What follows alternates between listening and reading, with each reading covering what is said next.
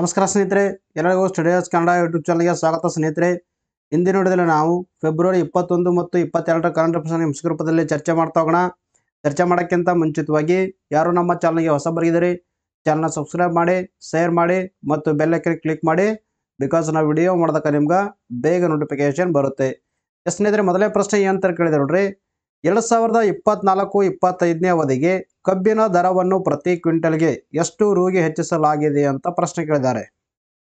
ಇದಕ್ಕೆ ಸರಿಯಾದ ಉತ್ತರ ಮೂರನೇ ಆಪ್ಷನ್ 340. ಇದಕ್ಕೆ ಸರಿಯಾದ ಉತ್ತರ.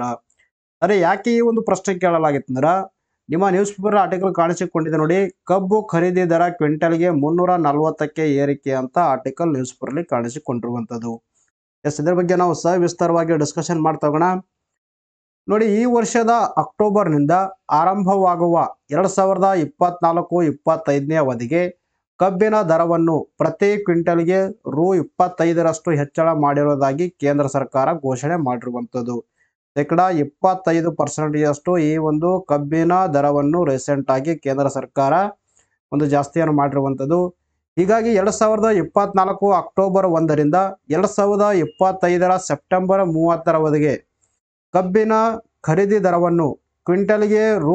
315ರಿಂದ 340ಕ್ಕೆ ಏರಿಕೆ ಮಾಡಲಾಗಿರುವಂಥದ್ದು. 25% ಅಂದರೆ 315 ಇದ್ದುದನ್ನು 340 ರೂಪಾಯಿಗೆ ಈಗ ಏರಿಕೆಯನ್ನು ಮಾಡಲಾಗಿರುವಂಥದ್ದು. ಈ ಒಂದು ಏರಿಕೆಯ ಲಾಭ ಹೆಚ್ಚಿನ ಕಬ್ಬು ಬೆಳೆಯುವ ಉತ್ತರ ಪ್ರದೇಶ, ಮಹಾರಾಷ್ಟ್ರ, ಕರ್ನಾಟಕ ರಾಜ್ಯಗಳ ರೈತರಿಗೆ ಸಿಗಲಿರುವಂಥದ್ದು. ಅಂದರೆ ಯಾವ ಒಂದು ರಾಜ್ಯದಲ್ಲಿ ಕಬ್ಬನ್ನು ಅತಿ ಹೆಚ್ಚುವಾಗಿ ಬೆಳೀತಾರ ಅಂತ ಒಂದು ರಾಜ್ಯದಲ್ಲಿರುವಂಥ ರೈತರಿಗೆ ಇದರಿಂದ ಜಾಸ್ತಿ ಬೆನಿಫಿಟ್ ಆಗಲಿರುವಂಥದ್ದು.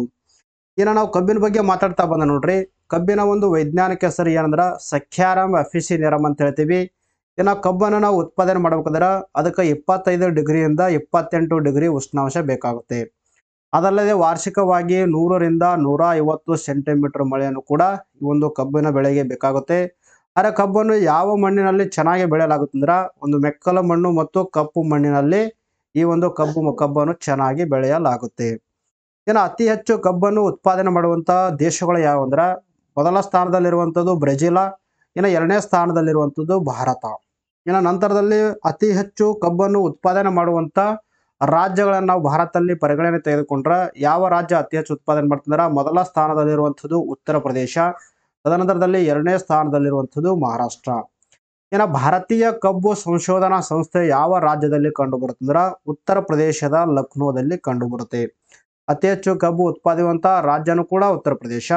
ಇನ್ನು ಭಾರತೀಯ ಕಬ್ಬು ಸಂಶೋಧನಾ ಸಂಸ್ಥೆ ಇರೋದು ಕೂಡ ಉತ್ತರ ಪ್ರದೇಶದ ಲಕ್ನೋದಲ್ಲಿ ಕಂಡು ಬರ್ತಾ ಇರುವಂಥದ್ದು. ಇನ್ನು ನೆಕ್ಸ್ಟ್ ಪ್ರಶ್ನೆ ಯಾವ ತರ ಕೇಳಿದೆ ನೋಡ್ರಿ. ಇತ್ತೀಚೆಗೆ ನಿಧನ ಹೊಂದಿದ ಫಾಲಿ ನಾರಿಮನ್ ಅವರು ಒಬ್ಬರು ಪ್ರಸಿದ್ಧ ಡ್ಯಾಶ್ ಆಗಿದ್ದರು ಅಂತ ಪ್ರಶ್ನೆ ಕೇಳಿದ್ದಾರೆ. ಇದಕ್ಕೆ ಸರಿಯಾದ ಉತ್ತರ ಮೊದಲನೇ ಆಪ್ಷನು, ಅವರೊಬ್ಬರ ಪ್ರಸಿದ್ಧ ನ್ಯಾಯಾಧೀಶರಾಗಿ ಸೇವೆಯನ್ನು ಸಲ್ಲಿಸಿರುವಂಥದ್ದು. ಅರೆ ಯಾಕೆ ಈ ಒಂದು ಪ್ರಶ್ನೆ ಕೇಳಲಾಗಿತ್ತು ಅಂದ್ರೆ ನಿಮ್ಮ ನ್ಯೂಸ್ ಪೇಪರ್ ಆರ್ಟಿಕಲ್ ಕಾಣಿಸಿಕೊಂಡಿದೆ ನೋಡಿ, ನ್ಯಾಯಾಂಗ ಭೀಷ್ಮ ಪಿತಾಮಹ ನಾರಿಮನ್ ಅಂತ ಆರ್ಟಿಕಲ್ ನ್ಯೂಸ್ ಪೇಪರ್ಲಿ ಕಾಣಿಸಿಕೊಂಡಿರುವಂಥದ್ದು. ಇವ್ರ ಬಗ್ಗೆನೂ ಕೂಡ ನಾವು ಸವಿಸ್ತಾರವಾಗಿ ಡಿಸ್ಕಷನ್ ಮಾಡ್ತಾ ಹೋಗೋಣ. ಜಲ ವಿವಾದಗಳಲ್ಲಿ ಕರ್ನಾಟಕದ ಪರ ಸಮರ್ಥ ವಾದ ಮಂಡಿಸಿ ಹಲವು ವ್ಯಾಜ್ಯಗಳಲ್ಲಿ ಜಯ ತಂದು ಕೊಟ್ಟಿದ್ದ ಸುಪ್ರೀಂ ಕೋರ್ಟಿನ ಹಿರಿಯ ವಕೀಲ ಫಾಲಿ ಎಸ್ ನಾರಿಮನ್ ಅವರು ದೆಹಲಿಯಲ್ಲಿ ಕೊನೆಯುಸಿರನ್ನು ಎಳೆದಿರುವಂಥದ್ದು. ರೀಸೆಂಟ್ ಆಗಿ ದೆಹಲಿಯಲ್ಲಿ ಅವರು ಒಂದು ಡೆತ್ ಆಗಿರುವಂಥದ್ದು. ಕರ್ನಾಟಕದ ಪರವಾಗಿ ಈ ಒಂದು ಜಲ ವಿವಾದಗಳಲ್ಲಿ ಏನು ಕಾವೇರಿ ಇಶ್ಯೂ ಆಗಿರ್ಬೋದು, ಆಮೇಲೆ ಮಹದಾಯಿ ಇಶ್ಯೂ ಆಗಿರ್ಬೋದು, ಕೃಷ್ಣಾ ಇಶ್ಯೂ ಆಗಿರ್ಬೋದು, ಈ ತರ ಮುಂತಾದ ಒಂದು ಜಲ ವಿವಾದಗಳಲ್ಲಿ ಕರ್ನಾಟಕದ ಪರವಾಗಿ ಸಮರ್ಥವಾಗಿ ವಾದವನ್ನು ಮಂಡಿಸಿರುವಂಥದ್ದು ಇವರು. 70 ವರ್ಷಕ್ಕೂ ಹೆಚ್ಚಿನ ಕಾಲ ವಕೀಲಿಕೆ ಮಾಡಿದ್ದ ಅವರು ದೇಶದ ಪ್ರಮುಖ ಕಾನೂನು ತಜ್ಞರಲ್ಲಿ ಒಬ್ಬರಾಗಿದ್ದರು. ಇವರು 1929 ಜನವರಿ 10ರಂದು ಜನಿಸಿದ್ದು. ಅವರು 1950ರ ನವೆಂಬರ್ನಲ್ಲಿ ಬಾಂಬೆ ಹೈಕೋರ್ಟ್ನಲ್ಲಿ ವಕೀಲ ವೃತ್ತಿಯನ್ನು ಆರಂಭಿಸಿರುವಂಥದ್ದು. 1929ರಲ್ಲಿ ಜನಿಸಿ 1950ರಲ್ಲಿ ವಕೀಲ ವೃತ್ತಿಯನ್ನು ಪ್ರಾರಂಭ ಮಾಡಿರುವಂಥದ್ದು. ಇನ್ನು ಅವರು ಭಾರತದ ನ್ಯಾಯಾಂಗ ಭೀಷ್ಮ ಪಿತಾಮಹ ಎಂದೇ ಪ್ರಸಿದ್ಧರಾಗಿರುವಂಥದ್ದು. ನೋಡ್ರಿ, ಭಾರತದಲ್ಲಿ ಅವರಿಗೆ ನಾವು ನ್ಯಾಯಾಂಗದ ಭೀಷ್ಮ ಅಥವಾ ನ್ಯಾಯಾಂಗದ ಪಿತಾಮಹ ಎಂದು ಕೂಡ ಕರೆಯಲಾಗುತ್ತೆ. ಇನ್ನು ಕೊಲಿಜಂ ಬಲವರ್ಧನೆಯ ರೂವಾರಿ ಅಂದ್ರೆ ಈಗ ಯಾವ ತರ ನಾವು ಸುಪ್ರೀಂ ಕೋರ್ಟಿನ ಜಡ್ಜಸ್ಗಳಿಗೆ ಆಯ್ಕೆ ಮಾಡ್ತೇವೆ ನೋಡ್ರಿ, ಒಂದು ಕೊಲಿಜಂ ಸಿಸ್ಟಮ್ ಅನ್ನು, ಆ ಒಂದು ಕೊಲಿಜಂ ಸಿಸ್ಟಮ್ಗೆ ಭದ್ರ ಬುನಾದಿ ಹಾಕಿದವ್ರೆ ಇವರು ಯಾರಪ್ಪ ಅಂತಂದ್ರೆ ನಾವು ನಾರಿಮನ್ ಅಂತ ಹೇಳ್ತೀವಿ. 1981ರಲ್ಲಿ ನ್ಯಾಯಾಂಗ ನೇಮಕಾತಿಗಳು ಮತ್ತು ವರ್ಗಾವಣೆಗಳಿಗೆ ಸಂಬಂಧಿಸಿದ ವಿಷಯಗಳಲ್ಲಿ ಭಾರತದ ಮುಖ್ಯ ನ್ಯಾಯಮೂರ್ತಿ ಅಂದರೆ CJI ಮಾಡಿದ ಶಿಫಾರಸುಗಳನ್ನು ತಿರಸ್ಕರಿಸಲು ರಾಷ್ಟ್ರಪತಿಗೆ ಅವಕಾಶ ನೀಡಬೇಕೆಂದು ಕೇಂದ್ರ ಸರ್ಕಾರಕ್ಕೆ ಸುಪ್ರೀಂ ಕೋರ್ಟ್ನ 5 ನ್ಯಾಯಾಧೀಶರೊಳಗೊಂಡ ಸಂವಿಧಾನ ಪೀಠ ಅಂತಿಮ ತೀರ್ಪು ನೀಡಿರುವಂಥದ್ದು. 1981ರಲ್ಲಿ ಏನಾಗುತ್ತಂದ್ರೆ ಈ ಒಂದು ಜಡ್ಜಸ್ಗಳಿಗೆ ನೇಮಕಾತಿ ಆಗಿರ್ಬೋದು ಅಥವಾ ವರ್ಗಾವಣೆಗೆ ಸಂಬಂಧಪಟ್ಟಂಥ ವಿಷಯಗಳಲ್ಲಿ ಭಾರತದ ಮುಖ್ಯ ನ್ಯಾಯಮೂರ್ತಿಗಳು ಮಾಡಿದಂತಹ ಶಿಫಾರಸುಗಳನ್ನು ರಾಷ್ಟ್ರಪತಿಯವರು ತಿರಸ್ಕಾರ ಮಾಡಬಹುದು ಅನ್ನೋ ಒಂದು ವಿಚಾರ ಏನು ಮಾಡುತ್ತೆ, ಕೇಂದ್ರ ಸರ್ಕಾರ ಸುಪ್ರೀಂ ಕೋರ್ಟಿನ 5 ನ್ಯಾಯಾಧೀಶರ ಪೀಠ ಏನು ಮಾಡುತ್ತೆ, ಒಂದು ತೀರ್ಪನ್ನು ಕೊಡುತ್ತೆ. ಅವಾಗ ಏನಾಗುತ್ತೆ ಅಂದ್ರೆ 1987ರಲ್ಲಿ ಈ ಒಂದು ತೀರ್ಪನ್ನು ಸುಪ್ರೀಂ ಕೋರ್ಟಿನ ವಕೀಲರ ಸಂಘ ಪ್ರಶ್ನೆ ಮಾಡಿ ಏನು ಮಾಡುತ್ತೆ, ಇದನ್ನು ಪ್ರಶ್ನೆಯನ್ನು ಮಾಡುತ್ತೆ. ಆಗ ಹಿರಿಯ ವಕೀಲ ಫಾಲಿ ನಾರಿಮನ್ ಅವರು ಕೂಡ ಈ ತರ ಹಿರಿಯ ವಕೀಲರನ್ನು ಪ್ರತಿನಿಧಿಸಿದರು. 1981ರಲ್ಲಿ ಏನು ಒಂದು ತೀರ್ಪನ್ನು ಕೊಟ್ಟಿತು, ಅದರ ವಿರುದ್ಧವಾಗಿ 1987ರಲ್ಲಿ ಆ ಒಂದು ತೀರ್ಪನ್ನು ಇಲ್ಲಿ ಪ್ರಶ್ನೆ ಮಾಡಲಾಗುತ್ತೆ. ಮುಖ್ಯವಾಗಿ ನ್ಯಾಯಾಧೀಶರು ಸೂಕ್ತ ಅಭ್ಯರ್ಥಿಗಳ ಸಾಮರ್ಥ್ಯ ನಿರ್ಧರಿಸಬಲ್ಲವರಾಗುವುದರಿಂದ ನ್ಯಾಯಾಂಗದ ಸ್ವಾತಂತ್ರ್ಯ ರಕ್ಷಿಸಲು CJI ಅವರೊಂದಿಗಿನ ಸಮಾಲೋಚನೆ ಮೂಲಕ ನೀಡಲಾದ ಸಲಹೆ ಕಡ್ಡಾಯವಾಗಿ ಪರಿಗಣಿಸಬೇಕೆಂದು ಹೇಳಿರುವಂಥದ್ದು. ಅಂದರೆ ನಾವು ಜಡ್ಜಸ್ಗಳಿಗೆ ಆಯ್ಕೆ ಮಾಡ್ಬೇಕಂದ್ರೆ CJI ಅವರು ಸಮಾಲೋಚನೆ ಮಾಡಬೇಕಾಗಿರೋದು ಕಡ್ಡಾಯವಾಗಿರುವಂಥದ್ದು.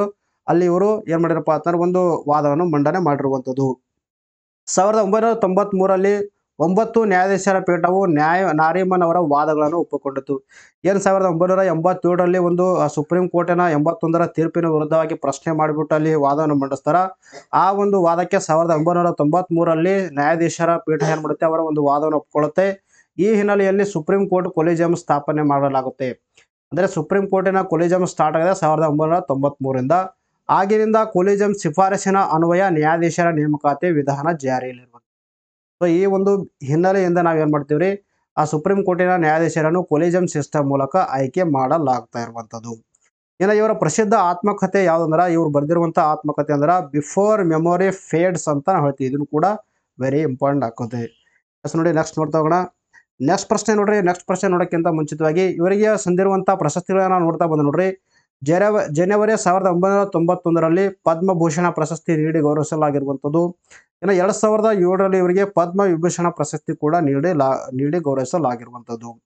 ಇನ್ನು 2002ರಲ್ಲಿ ನ್ಯಾಯಕ್ಕಾಗಿ ಗ್ರೋಬರ್ ಪ್ರಶಸ್ತಿಯನ್ನು ಕೂಡ ಸಹ ಇವರು ಪಡೆದುಕೊಂಡಿರುವಂಥದ್ದು. ಇನ್ನು ನೆಕ್ಸ್ಟ್ ಪ್ರಶ್ನೆ ಯಾವ ತರ ಕೇಳಿದೆ ನೋಡ್ರಿ. ಚುನಾವಣಾ ಬಾಂಡ್ ವ್ಯವಸ್ಥೆಯನ್ನು ಯಾವಾಗ ಪರಿಚಯಿಸಲಾಗಿತ್ತು ಅಂತ ಪ್ರಶ್ನೆ ಕೇಳಿದ್ದಾರೆ. ಇದಕ್ಕೆ ಸರಿಯಾದ ಉತ್ತರ 3ನೇ ಆಪ್ಷನ್ 2017ರಲ್ಲಿ. ಅಂದರೆ 2017-18ರ ಬಜೆಟ್ನಲ್ಲಿ ಈ ಒಂದು ಚುನಾವಣಾ ಬಾಂಡ್ ವ್ಯವಸ್ಥೆಯನ್ನು ಜಾರಿಗೆ ತರಲಾಗಿರುವಂಥದ್ದು. ರೀಸೆಂಟ್ ಆಗಿ ತಮ್ಮೆಲ್ಲರಿಗೂ ಗೊತ್ತಿರುವ ಹಾಗೆ ರೀಸೆಂಟ್ ಆಗಿ ಸುಪ್ರೀಂ ಕೋರ್ಟಿನ 5 ಜನರ ಸದಸ್ಯ ಪೀಠ ಏನು ಮಾಡಿದೆ, ನ್ಯಾಯಮೂರ್ತಿಗಳ ಪೀಠ ಚುನಾವಣಾ ಬಾಂಡ್ ವ್ಯವಸ್ಥೆಯನ್ನು ಬ್ಯಾನ್ ಮಾಡಿರುವಂಥದ್ದು. ನೋಡಿ ನಿಮ್ಮ ನ್ಯೂಸ್ ಪೇಪರ್ಲಿ ಕೂಡ ಆರ್ಟಿಕಲ್ ಕಾಣಿಸಿಕೊಂಡಿರುವಂಥದ್ದು. ಚುನಾವಣಾ ಬಾಂಡ್ ಬ್ಯಾನ್ ಅಂತ ಆರ್ಟಿಕಲ್ ನ್ಯೂಸ್ ಪೇಪರ್ಲಿ ಕಾಣಿಸಿಕೊಂಡಿರುವಂಥದ್ದು. ಇದ್ರ ಬಗ್ಗೆ ನಾವು ಸವಿಸ್ತಾರವಾಗಿ ಡಿಸ್ಕಷನ್ ಮಾಡ್ತಾ ಹೋಗೋಣ. ನೋಡಿ, ಕೇಂದ್ರ ಸರ್ಕಾರದ ಚುನಾವಣಾ ಬಾಂಡ್ ಯೋಜನೆಯನ್ನು ಸುಪ್ರೀಂ ಕೋರ್ಟ್ ರದ್ದುಗೊಳಿಸಿರುವಂಥದ್ದು. ಚುನಾವಣಾ ಬಾಂಡ್ಗಳು ಅಸಂವಿಧಾನಿಕ ಮತ್ತು ನಿರಂಕುಶ ಎಂದು ಕೋರ್ಟ್ ತಿಳಿಸಿರುವಂಥದ್ದು. ರೀಸೆಂಟ್ ಆಗಿ ಸುಪ್ರೀಂ ಕೋರ್ಟ್ ಈ ಒಂದು ಚುನಾವಣಾ ಬಾಂಡ್ ವ್ಯವಸ್ಥೆಯನ್ನು ಭಾರತದಲ್ಲಿ ಜಾರಿ ಇತ್ತು, ಇದು ಅನ್ಕಾನ್ಸ್ಟಿಟ್ಯೂಷನಲ್ ಅಂತ ಒಂದು ಮಹತ್ವವಾದಂಥ ತೀರ್ಪನ್ನು ಕೊಟ್ಟಿರುವಂಥದ್ದು. ಮುಖ್ಯ ನ್ಯಾಯಮೂರ್ತಿ DY ಚಂದ್ರಚೂಡ ಅವರ ನೇತೃತ್ವದ 5 ನ್ಯಾಯಮೂರ್ತಿಗಳ ಸಂವಿಧಾನ ಪೀಠ ತೀರ್ಪು ನೀಡಿದ್ದು, ಇವು ನಾಗರಿಕರ ಮಾಹಿತಿ ಹಕ್ಕನ್ನು ಉಲ್ಲಂಘಿಸುತ್ತವೆ ಎಂಬ ಆಧಾರದ ಮೇಲೆ ಇವುಗಳನ್ನು ರದ್ದುಗೊಳಿಸಿರುವಂಥದ್ದು. ಅಂದ್ರೆ ಏನು ರೈಟ್ ಟು ಇನ್ಫಾರ್ಮೇಶನ್ ಆಕ್ಟ್ ಇದೆ ನೋಡ್ರಿ, ಅದರ ಆಧಾರದ ಮೇಲೆ ಈ ಒಂದು ಚುನಾವಣಾ ಬಾಂಡ್ ಯೋಜನೆಯನ್ನು ರದ್ದುಪಡಿಸಿರುವಂಥದ್ದು. ಸಂವಿಧಾನ ಪೀಠವು ಮುಖ್ಯ ನ್ಯಾಯಮೂರ್ತಿ DY ಚಂದ್ರಚೂಡ, ತದನಂತರದಲ್ಲಿ ನ್ಯಾಯಮೂರ್ತಿ JB ಪರ್ದಿವಾಲಾ, ತದನಂತರದಲ್ಲಿ ನ್ಯಾಯಮೂರ್ತಿ ಸಂಜೀವ್ ಖನ್ನಾ ಅವರು, ನ್ಯಾಯಮೂರ್ತಿ BR ಗವಾಯಿ, ನಂತರದಲ್ಲಿ ನ್ಯಾಯಮೂರ್ತಿ ಮನೋಜ್ ಮಿಶ್ರಾ ಅವರನ್ನು ಒಳಗೊಂಡಿರುವಂಥದ್ದು. 5 ನ್ಯಾಯಪೀಠರ ಒಂದು ಸದಸ್ಯ ಪೀಠ ಏನು ಮಾಡಿದೆ, ರೀಸೆಂಟ್ ಆಗಿ ಈ ಒಂದು ಮಹತ್ವವಾದಂಥ ತೀರ್ಪನ್ನು ನೀಡಿರುವಂಥದ್ದು. ಇನ್ನು ಕೋರ್ಟ್ ಏನು ಹೇಳಿದೆ ನೋಡ್ರಿ, ಬಾಂಡ್ ವಿತರಣೆಯನ್ನು ತಕ್ಷಣದಿಂದಲೇ ಸ್ಥಗಿತಗೊಳಿಸುವಂತೆ ಸ್ಟೇಟ್ ಬ್ಯಾಂಕ್ ಆಫ್ ಇಂಡಿಯಾಗೆ ಕೋರ್ಟ್ ನಿರ್ದೇಶನ ನೀಡಿರುವಂಥದ್ದು. ಏನು SBI ಈ ಒಂದು ಬಾಂಡ್ಗಳನ್ನು ವಿತರಣೆ ಮಾಡುತ್ತೆ, ತಕ್ಷಣದಿಂದಲೇ ನೀವು ಈ ಒಂದು ಚುನಾವಣಾ ಬಾಂಡ್ಗಳನ್ನು ವಿತರಣೆ ಮಾಡೋದನ್ನು ನಿಲ್ಲಿಸಬೇಕಂತ ಮಾಹಿತಿ ಕೊಟ್ಟಿರುವಂಥದ್ದು. ಅದಲ್ಲದೆ ಏನು ತೀರ್ಪು ಕೊಟ್ಟಿದ್ದಾರೆ, ಚುನಾವಣಾ ಬಾಂಡ್ಗಳ ಮೂಲಕ ದೇಣಿಗೆಗಳ ವಿವರ ಮತ್ತು ದೇಣಿಗೆಗಳನ್ನು ಸ್ವೀಕರಿಸಿದ ರಾಜಕೀಯ ಪಕ್ಷಗಳ ವಿವರಗಳನ್ನು ಕೂಡ ನೀವು ಒದಗಿಸಬೇಕಂತ ತೀರ್ಪು ನೀಡಿರುವಂಥದ್ದು. ಅದಲ್ಲದೆ ಮಾರ್ಚ್ 6 ಒಳಗೆ ದೇಣಿಗೆ ಮಾಹಿತಿಯನ್ನು ಚುನಾವಣಾ ಆಯೋಗಕ್ಕೆ ನೀಡಬೇಕು. ಬಾಂಡ್ ಖರೀದಿಸಿದ ದಿನಾಂಕ ಆಗಿರಬಹುದು, ಇನ್ನು ಖರೀದಿಸುವವರ ಹೆಸರು ಮತ್ತು ಮುಖಬೆಲೆಯ ಬಗ್ಗೆ ಮಾಹಿತಿ ಕೂಡ ಚುನಾವಣಾ ಆಯೋಗ ಅಲ್ಲಿ ಏನು ಮಾಡಬೇಕು, ತನ್ನ ವೆಬ್ಸೈಟಲ್ಲಿ ಡಿಕ್ಲೇರ್ ಮಾಡಬೇಕಂತ ರೀಸೆಂಟಾಗಿ ಈ ಒಂದು ಏನಪ್ಪ ಅಂತಂದ್ರೆ ಒಂದು ತೀರ್ಪಲ್ಲಿ ಮೆನ್ಷನ್ ಮಾಡಲಾಗಿರುವಂಥದ್ದು.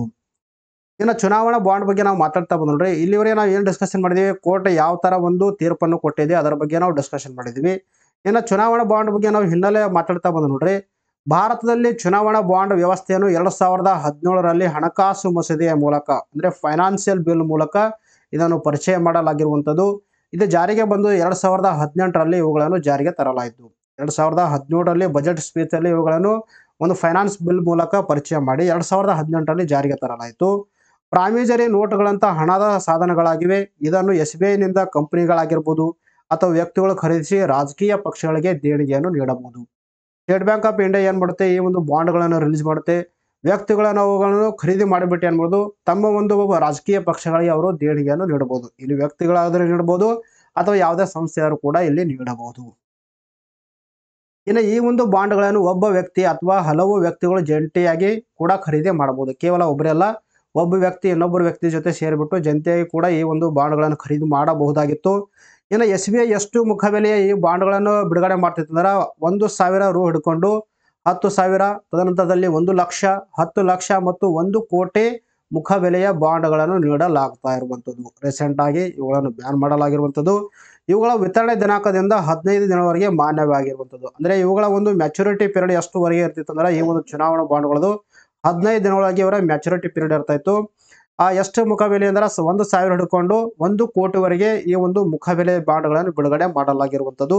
ರೀಸೆಂಟ್ ಆಗಿ ಇಂಡಿಯಾದಲ್ಲಿ ಈ ಒಂದು ಬಾಂಡ್ಗಳನ್ನು ಏನಪ್ಪಾ ಅಂತಂದ್ರೆ ರದ್ದುಗೊಳಿಸಲಾಗಿರುವಂಥದ್ದು.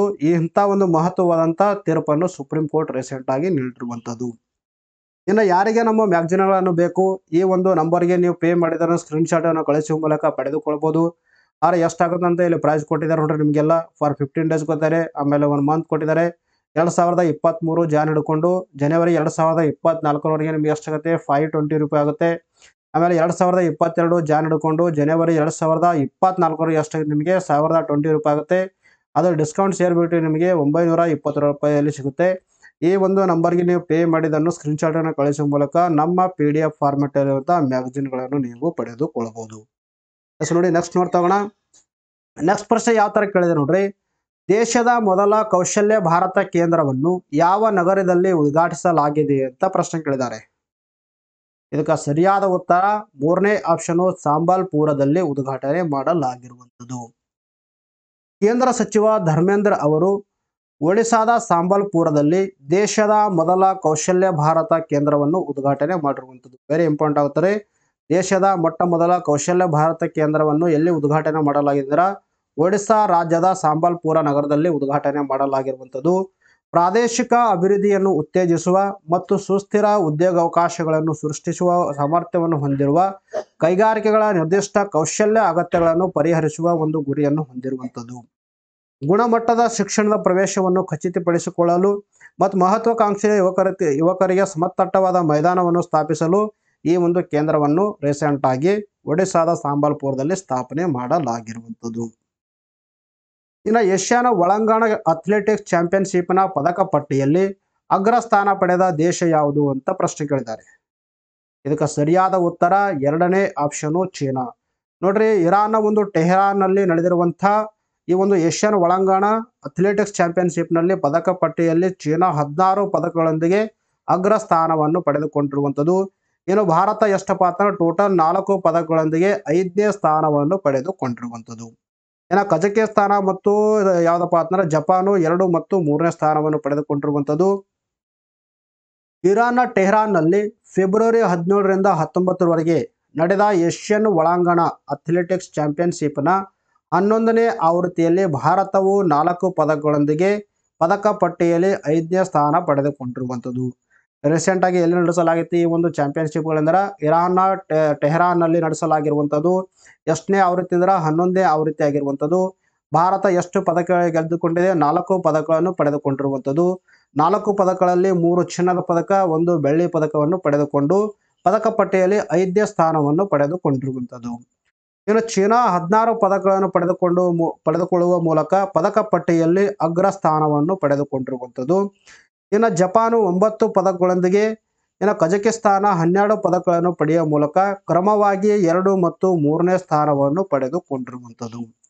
ಇನ್ನು ಅದೇ 10ನೇ ಆವೃತ್ತಿಯಲ್ಲಿ ಅಂದ್ರೆ 2023ರಲ್ಲಿ ನಡೆದಿರುವಂತಹ 10ನೇ ಆವೃತ್ತಿಯಲ್ಲಿ ಭಾರತ 8 ಪದಕಗಳನ್ನು ಪಡೆದುಕೊಂಡಿರುವಂಥದ್ದು. ಈ ವರ್ಷ ಏನಾಗಿದೆ ಮತ್ತೆ 4 ಪದಕಗಳು ಡಿಕ್ರೀಸ್ ಆಗಿರುವಂಥದ್ದು. ಆಗ 8 ಪದಕಗಳಲ್ಲಿ 1 ಚಿನ್ನದ ಪದಕ ಸೇರಿತ್ತು, 6 ಬೆಳ್ಳಿ ಪದಕ, 1 ಕಂಚಿನ ಪದಕ ಸೇರಿತ್ತು. 2024ರಲ್ಲಿ ನಡೆದಿರುವಂತಹ ಕ್ರೀಡೆಯಲ್ಲಿ ಭಾರತ ಟೋಟಲ್ 4 ಪದಕಗಳಲ್ಲಿ 3 ಚಿನ್ನದ ಪದಕ, 1 ಬೆಳ್ಳಿ ಪದಕವನ್ನು ಪಡೆದುಕೊಳ್ಳುವ ಮೂಲಕ 5ನೇ ಸ್ಥಾನವನ್ನು ಪಡೆದುಕೊಂಡಿರುವಂಥದ್ದು. ಇನ್ನು ನೆಕ್ಸ್ಟ್ ಪ್ರಶ್ನೆ ಯಾವ ತರ ಕೇಳಿದೆ ನೋಡ್ರಿ, ಭಾರತ ಅಕ್ಕಿ ಯೋಜನೆಯಡಿ ಎಷ್ಟು ರೂಗೆ ಅಕ್ಕಿ ನೀಡಲಾಗುತ್ತದೆ ಅಂತ ಪ್ರಶ್ನೆ ಕೇಳಿದ್ದಾರೆ. ಇದಕ್ಕೆ ಸರಿಯಾದ ಉತ್ತರ 2ನೇ ಆಪ್ಷನ್ ₹20 ರೂಪಾಯಿಗೆ ಈ ಒಂದು ಅಕ್ಕಿಯನ್ನು ನೀಡಲಾಗುತ್ತೆ. ಇದ್ರ ಬಗ್ಗೆ ನಾವು ಮಾತಾಡ್ತಾ ಬಂದು ನೋಡ್ರಿ, ಕೇಂದ್ರ ಸರ್ಕಾರದ ಮಹತ್ವಾಕಾಂಕ್ಷೆಯ ಭಾರತ ಅಕ್ಕಿ ಯೋಜನೆ ಜಾರಿಯಾಗಿ 2 ವಾರಗಳೇ ಕಳೆದರೂ ಕೈಗೆಟುಕುವ ದರದ ಅಕ್ಕಿ ರಾಜ್ಯದ ಶ್ರೀಸಾಮಾನ್ಯರಿಗೆ ಮನೆ ಸೇರ್ತಾ ಇಲ್ಲ. ಅಂದ್ರೆ ಈ ಒಂದು ಏನು ಕೇಂದ್ರ ಸರ್ಕಾರ ಘೋಷಣೆ ಮಾಡಿದೆ, ನಾವು ಜಸ್ಟ್ 20 ರೂಪಾಯಲ್ಲಿ 1 kg ಅಕ್ಕಿಯನ್ನು ಕೊಡ್ತೀವಂತ, ಆ 20 ರೂಪಾಯಲ್ಲಿ ಕೊಡ್ತೀವಂತ, ಆ ಒಂದು ಅಕ್ಕಿ ಕರ್ನಾಟಕ ರಾಜ್ಯದಲ್ಲಿರುವಂತಹ ಜನಸಾಮಾನ್ಯರಿಗೆ ಸಿಗ್ತಾ ಇಲ್ಲ ಅಂತ ರೀಸೆಂಟ್ ಆಗಿ ನಿಮ್ಮ ನ್ಯೂಸ್ ಅಲ್ಲಿ ಕಾಣಿಸಿಕೊಂಡಿರುವಂಥದ್ದು. ಬಟ್ ನಮ್ಮ ಎಕ್ಸಾಮ್ಗೆ ಇದು ಇಂಪಾರ್ಟೆಂಟ್ ಅಲ್ಲ, ನಮ್ಮ ಎಕ್ಸಾಮ್ಗೆ ಈ ಒಂದು ಭಾರತ ಅಕ್ಕಿ ಯೋಜನೆ ಬಗ್ಗೆ ಕೇಳ್ತಾರ.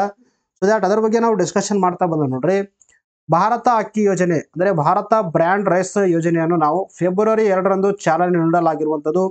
ಫೆಬ್ರವರಿ 2, 2024ರಂದು ಈ ಒಂದು ಯೋಜನೆಯನ್ನು ಲಾಂಚ್ ಮಾಡಲಾಗಿರುವಂಥದ್ದು. ಈ ಒಂದು ಯೋಜನೆಗೆ ಕೆಜಿಗೆ 29 ರೂವರೆಗೆ ಗುಣಮಟ್ಟದ ಅಕ್ಕಿಯನ್ನು ನೀಡಲಾಗುತ್ತೆ. ಪರ್ ಕೆಜಿಗೆ ನಾವು 20 ರೂಪಾಯಿಯಲ್ಲಿ ಇದರಲ್ಲಿ ಅಕ್ಕಿಯನ್ನು ನೀಡಲಾಗುತ್ತೆ.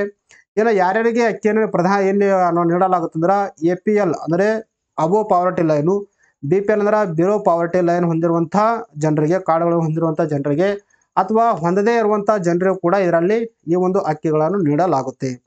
ಅಂದರೆ ಯಾವ ಒಂದು ಸಂಸ್ಥೆ ಇದರ ನೋಡಲ್ ಏಜೆನ್ಸಿಯಾಗಿ ಕಾರ್ಯವನ್ನು ನಿರ್ವಹಿಸ್ತಿದ್ದಾರೆ, ನಾಫೆಡ್ ಅನ್ನೋ ಸಂಸ್ಥೆ ಇದರ ಒಂದು ನೋಡಲ್ ಏಜೆನ್ಸಿಯಾಗಿ ಕಾರ್ಯವನ್ನು ನಿರ್ವಹಿಸ್ತಾ ಇರುವಂಥದ್ದು. ಕೇವಲ ಈ ಒಂದು ಯೋಜನೆಯಲ್ಲಿ ಅಕ್ಕಿ ಮಾತ್ರ ವಿತರಣೆ ಮಾಡ್ತಾರ ಸರ್ ಅಂತ ಕೇಳ್ತಾರ. ನೋಡಿ, ಕೇವಲ ಅಕ್ಕಿಯನ್ನು ಮಾತ್ರ ವಿತರಣೆ ಮಾಡಲ್ಲ, ಈ ಒಂದು ಅಕ್ಕಿಯ ಜೊತೆಯಲ್ಲಿ ರಿಯಾಯಿತಿ ದರದಲ್ಲಿ ಬೇಳೆ ಆಗಿರ್ಬೋದು ಅಥವಾ ಗೋಧಿ ಹಿಟ್ಟು ಕೂಡ ನೀಡಲಾಗ್ತಾ ಇರುವಂಥದ್ದು. ಇನ್ನು ನೆಕ್ಸ್ಟ್ ಪ್ರಶ್ನೆ ಯಾವ ತರ ಕೇಳಿದೆ ನೋಡ್ರಿ, ಸ್ಯಾಟಲೈಟ್ ಬಿಡಿ ಭಾಗಗಳ ತಯಾರಿಕೆಯಲ್ಲಿ ಕೇಂದ್ರ ಸರ್ಕಾರವು ಶೇಕಡ ಎಷ್ಟು FDIಗೆ ಅನುಮತಿ ನೀಡಿದೆ ಅಂತ ಪ್ರಶ್ನೆ ಕೇಳಿದ್ದಾರೆ. ಇದಕ್ಕೆ ಸರಿಯಾದ ಉತ್ತರ 2ನೇ ಆಪ್ಷನ್ 100%. ಆದರೆ ಯಾಕೆ ಈ ಒಂದು ಪ್ರಶ್ನೆ ಕೇಳಲಾಗಿತ್ತು ಅಂದ್ರೆ ನಿಮ್ಮ ನ್ಯೂಸ್ ಪೇಪರ್ ಆರ್ಟಿಕಲ್ ಕಾಣಿಸಿಕೊಂಡಿದೆ ನೋಡಿ, ಸ್ಯಾಟಲೈಟ್ ತಯಾರಿ 100% FDIಗೆ ಕೇಂದ್ರದ ಒಪ್ಪಿಗೆ ಅಂತ ಆರ್ಟಿಕಲ್ ನ್ಯೂಸ್ ಪೇಪರ್ಲಿ ಕಾಣಿಸಿಕೊಂಡಿರುವಂಥದ್ದು. ಇದ್ರ ಬಗ್ಗೆನೂ ಕೂಡ ನಾವು ಡಿಸ್ಕಷನ್ ಮಾಡ್ತಾ ಹೋಗೋಣ. ನೋಡಿ, ಸ್ಯಾಟಲೈಟ್ ಬಿಡಿ ಭಾಗಗಳ ತಯಾರಿಕೆಯಲ್ಲಿ ಶೇಕಡ 100ರಷ್ಟು ವಿದೇಶಿ ನೇರ ಬಂಡವಾಳ ಹೂಡಿಕೆ ಅಂದರೆ ಫಾರಿನ್ ಡೈರೆಕ್ಟ್ ಇನ್ವೆಸ್ಟ್ಮೆಂಟ್ ಮಾಡಲು ಕೇಂದ್ರ ಸರ್ಕಾರ ರೀಸೆಂಟ್ ಆಗಿ ಒಪ್ಪಿಗೆಯನ್ನು ನೀಡಿರುವಂಥದ್ದು. ಬಾಹ್ಯಾಕಾಶ ತಂತ್ರಜ್ಞಾನ ಕ್ಷೇತ್ರದಲ್ಲಿ ಖಾಸಗಿ ಹೂಡಿಕೆಯನ್ನು ಆಕರ್ಷಿಸುವ ಮೂಲಕ ಭಾರತದ ತಂತ್ರಜ್ಞಾನವನ್ನು ಒಂದು ಉನ್ನತ ಮಟ್ಟಕ್ಕೆ ಏರಿಸುವ ಉದ್ದೇಶದೊಂದಿಗೆ ಸರ್ಕಾರ ಈ ಒಂದು ನಿಲುವನ್ನು ತೆಗೆದುಕೊಂಡಿರುವಂಥದ್ದು. ಇನ್ನು ನೆಕ್ಸ್ಟ್ ಪ್ರಶ್ನೆ ಯಾವ ತರ ಕೇಳಿದ್ದಾರೆ ನೋಡ್ರಿ, ನೆಕ್ಸ್ಟ್ ಒನಾನ್ಸ್ ಕೊಟ್ಟಿದ್ದಾರೆ. ಮೊದಲನೇ ಪ್ರಶ್ನೆ ಯಾವ ತರ ಕೇಳಿದ್ದಾರೆ ಅಂದ್ರೆ, ಇತ್ತೀಚೆಗೆ ಪ್ರಧಾನಮಂತ್ರಿ ಉಚ್ಚತರ ಶಿಕ್ಷಾ ಅಭಿಯಾನ ಯೋಜನೆ ಅಡಿಯಲ್ಲಿ ಯಾವ ರಾಜ್ಯವು ₹740 ಕೋಟಿಯನ್ನು ಪಡೆದುಕೊಂಡಿದೆ ಅಂತ ಪ್ರಶ್ನೆ ಕೇಳಿದ್ದಾರೆ. ಇದಕ್ಕೆ ಸರಿಯಾದ ಉತ್ತರ ಉತ್ತರ ಪ್ರದೇಶ್.